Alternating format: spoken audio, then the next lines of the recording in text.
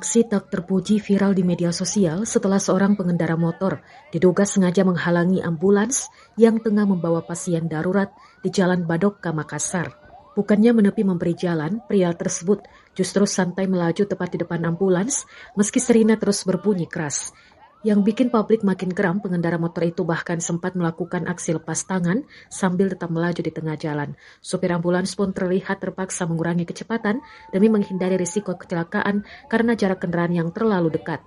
Padahal ambulans yang membawa pasien termasuk kendaraan prioritas yang wajib didahulukan pengguna jalan lain. Video ini langsung memancing reaksi keras dari warganet.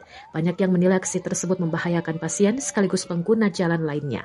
Hingga kini, identitas pengendara motor tersebut belum diketahui.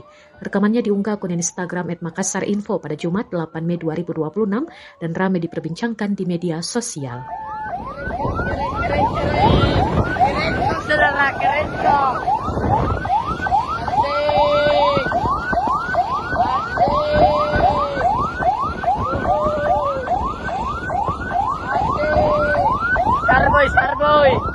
Starboy.